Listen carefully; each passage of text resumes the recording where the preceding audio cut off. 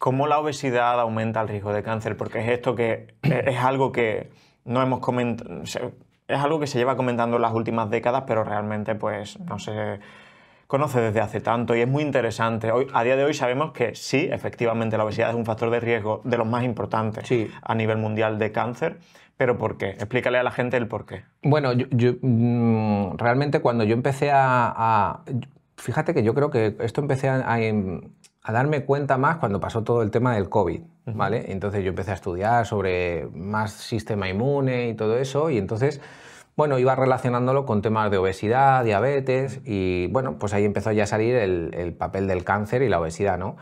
Y con la palabra microambiente aberrante, y entonces empiezas a entender que, bueno, pues al final las células del tejido adiposo, que eso también más o menos la gente eso sí lo sabe, ¿no? Que se pueden aumentar a un aumento de la hipertrofia y hay una hiperplasia también que se produce normalmente en épocas de adolescencia, de la infancia, por eso es tan importante prevenir. Hipertrofia, las células se hacen más grandes, más gordas, y hiperplasia, las células, o sea, aumenta el número de células. Aumenta el número de células del tejido adiposo. Eso es. ¿Qué es lo que ocurre? Que bueno, pues que en ese contexto hay un entorno que, por ejemplo, la vascularización le cuesta mucho más llegar a lo mejor a la zona interna de ese tejido adiposo. Si pensamos, vale, cuesta mucho más vascularizar, pero es que además la persona tiene una baja condición física. Por eso para mí es tan importante la condición física. Si tú tienes poca condición cardiorrespiratoria, ¿cómo vas a llevar ahí el oxígeno y los nutrientes? Es imposible. Entonces empieza a generar esa situación que se llama aberrante. ¿Por qué? Porque ante esa situación de deuda de oxígeno, es lo que hemos dicho, hay una activación de esos factores inducibles por hipoxia que cambia expresiones de genes, esa epigenética. HIF1, ¿no? Eso, el HIF1 alfa, bueno, que luego está también el 2 alfa, pero bueno, el HI1 alfa.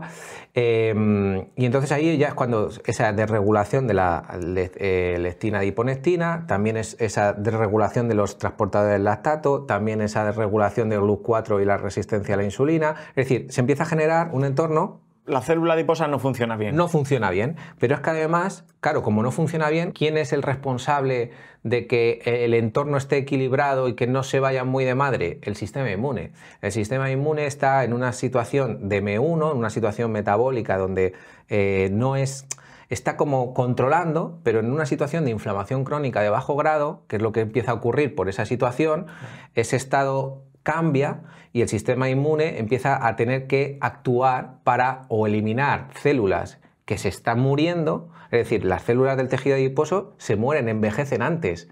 ¿Por qué? Porque no tienen nutrientes y no tienen oxígeno. Es como si están enfermas. Eso se llama adiposopatía. Entonces, ¿qué es lo que ocurre? Que el sistema inmune tiene que generar o eliminar esa célula, la apoptosis.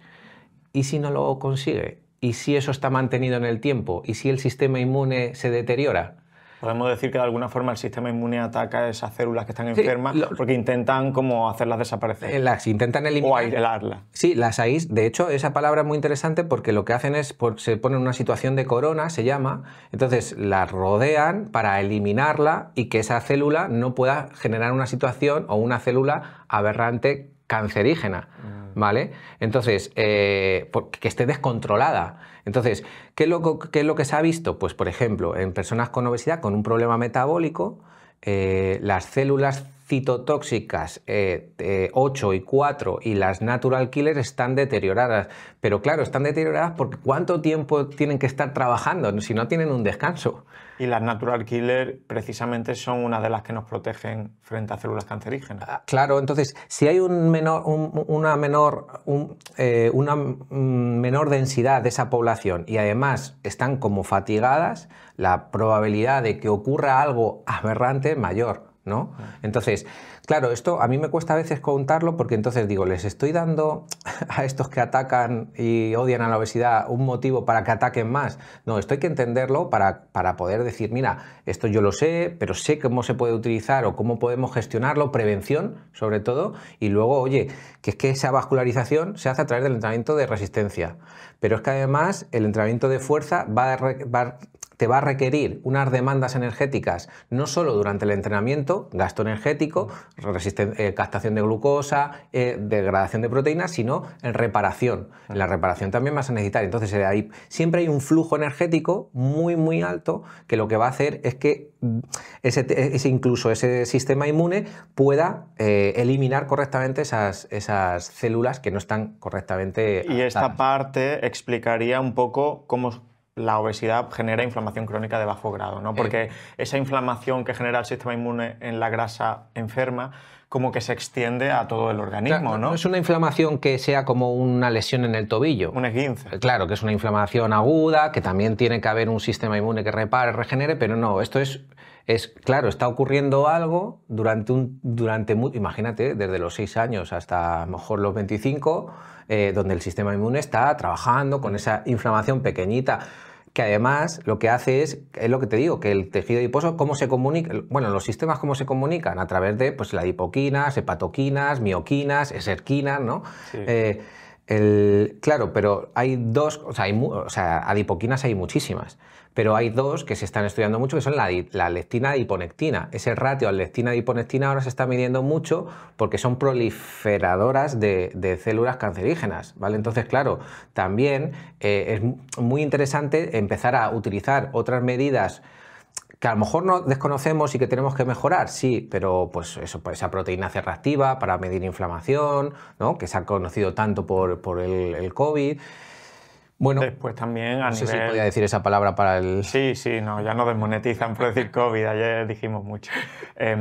También el entorno hormonal generado en la obesidad, ¿no? Porque IGF-1, insulina elevados son estímulos anabólicos mal dirigidos normalmente, pues que pueden aumentar el riesgo de determinados tipos de cáncer. Claro, y de hecho, por ejemplo, cuando estudias el músculo te das cuenta que cuando hay un músculo que tiene un problema de metabólico, hay una imagen muy bonita en el Nature que pone glucotoxicidad, aunque hay gente que no le gusta estos términos, ¿vale? Glucotoxicidad, lipotoxicidad, ¿vale? Y inflamación. Todo esto genera un estrés oxidativo. El estrés oxidativo esa es otra situación que genera riesgos. Inestabilidad genómica. Eso es, ¿vale? Entonces, claro, a partir de ahí, mantenido en el tiempo, esa inestabilidad hace que cualquier mutación pueda ser en algún momento. Entonces, sí, acelera las probabilidades de que ocurra una mutación que te lleve a cáncer. Ese estrés oxidativo, Borja, también se puede dar por entornos, contextos de estrés, contextos de contaminación, ambiental, entonces, mil cosas. Pero eso yo no lo puedo controlar. Yo puedo controlar y gestionar que mi músculo funcione correctamente y que tenga una capacidad oxidativa y reductiva y antioxidante correcta. ¿Vale? Ese es el problema, que no solo es el estrés oxidativo generado, sino la capacidad antioxidante que tenga el organismo. Y probablemente el de una persona con obesidad sea menor. Sobre todo los que tienen un síndrome metabólico. Es decir, el que... Esto, claro, la pregunta que me podría decir es, ¿pero existe una persona con obesidad metabólicamente sana? ¿No? Y esto lo explicaba el otro día también, que hay un artículo muy reciente, muy bonito, que era, siguen durante 27 años a diferentes personas con obesidad que con diferentes edades, ¿no? Empezaban con 50 en adelante y solo un quinto de, de esa población de estudio, que además era una muestra muy grande, hasta que le medían esos 27 años, no tenía ninguna complicación, el resto sí. Entonces, el tiempo, ¿por qué? Porque hay una senescencia celular. O sea, que estamos jugando con lo que ocurre en el cuerpo, pero tenemos una línea de vida que no ayuda. Entonces, esa línea de vida... Sí, si hubieran sido en vez de 27, hubieran sido 37, a lo mejor era un 2% el que se libraba, ¿no? Claro, ¿por qué? Pues bueno, pues lógicamente porque te vas haciendo mayor y el cuerpo se envejece y tiene menos capacidades. Entonces eso, el tiempo siempre va a ir en nuestra contra, independientemente que ahora sabemos manejarlo, pero bueno, la idea es vivir, como dice Felipe, ¿no? Muchos años con la menor con la mejor calidad de vida. Totalmente.